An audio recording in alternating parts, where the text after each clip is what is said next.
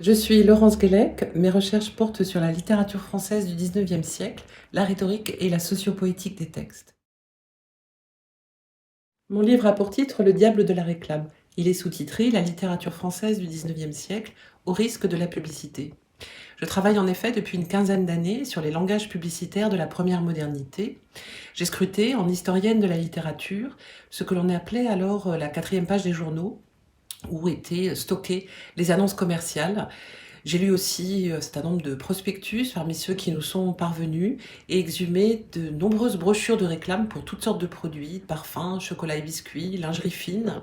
Et j'ai alors été frappée par la tournure littéraire de certains textes, des poèmes, des contes.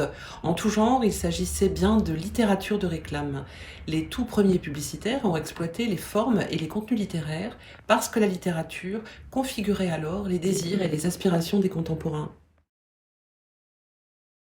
Je me suis alors posé la question suivante.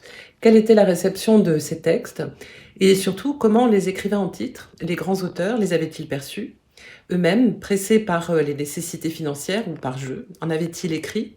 S'agissait-il d'une concurrence? La littérature de réclame pouvait-elle faire concurrence à la vraie littérature? Les auteurs et leurs éditeurs doivent toujours aujourd'hui dans les médias, pour faire connaître les œuvres et vendre leurs livres, recourir aux annonces et aux réclames. N'était-ce pas aussi vendre son âme au diable du commerce? Ces questions, Balzac le premier se les est posées. Il faut relire La peau de chagrin sous ce prisme.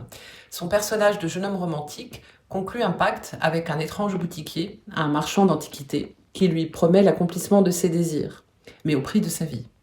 Croire de telles promesses, c'est se damner. Dans La peau de chagrin s'écrit la première allégorie du mauvais tour que les tentations marchandes jouent à l'esprit et à la littérature. J'ai retrouvé les mêmes personnages ou des personnages similaires dans les romans des grands feuilletonistes, chez Frédéric Soulier, l'auteur des Mémoires du diable, et dans les fictions faustiennes d'Alexandre Dumas. Là, un étrange démon menait la danse. J'ai suivi ces traces dans les textes, après l'époque romantique, chez les frères Goncourt, dans l'autofiction valésienne et jusque dans la fiction hermétique d'Alfred Jarry, Les gestes et opinions du docteur Faustrol. Le diable de la réclame, mon étude tente ainsi de donner sens à ce moment faustien dans l'histoire des imaginaires médiatiques et littéraires. Il est temps de citer l'œuvre majeure qui a inspiré ces cauchemars. Que je n'aille pas m'oublier moi-même, j'appellerais cela une foire, déclare le Faust de Goethe au spectacle du sabbat. Balzac, Soulier, Dumas, Baudelaire ou encore Zola ont allégorisé les risques que courent le romancier et le poète, ou plutôt le sujet littéraire, à l'épreuve de la malédiction marchande et des conditions modernes du succès. Parce que l'herméneutique éditoriale semble être la seule stratégie opposable au devenir publicité de la poésie et aux parodies de la réclame, j'ai fait le pari de l'interprétation, tout en proposant de découvrir une autre histoire littéraire du XIXe siècle.